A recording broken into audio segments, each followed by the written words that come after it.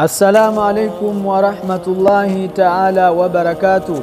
Ndugu zangu watukufu wapenzi wa Allah, leo tena tarehe 6 mwezi wa 7 2026, taasisi yenu ya Umoja wa Maimamu na Walimu wa Madrasa Tanzania Umata chini ya mwenyekiti wake Sheikh Arifu Suria pamoja na swafu nzima ya uongozi wake uliokuwa mahiri, akiwemo Sheikh Yahya Mkumba, Sheikh Abu Aiman, Sheikh Amiri Mbwana, Sheikh Kamna, Sheikh Abu Hafsa.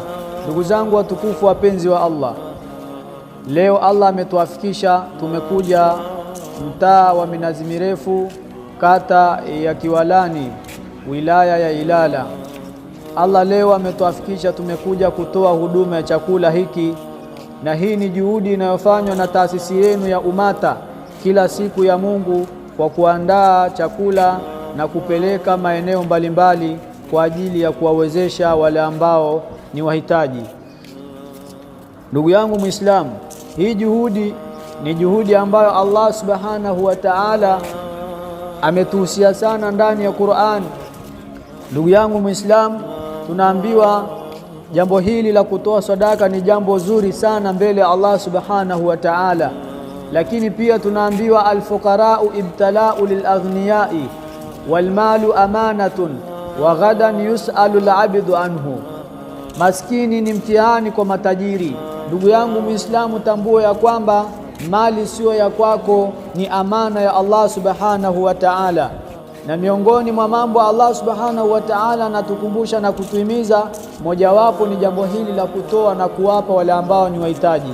Tunaambiwa alfuqara'u ibtila'u lilaghniya, maskini ni mtihani kwa matajiri, walmalu amanatun, na mali ni amana kubwa mbele Allah subhanahu wa ta'ala, wa ghadan yus'alu al-'abdu anhu, na kesho mbele Allah subhanahu wa ta'ala mja ataulizwa kuhusu mali yake, vipi ameichuma, vipi ameitumia. Mali ni amana kutoka kwa Allah subhanahu wa ta'ala, na Mwenyezi Mungu subhanahu wa ta'ala anatuambia lilfuqara'i haqqun min amwali al-aghniya, tunaambiwa maskini wana haki katika mali za matajiri.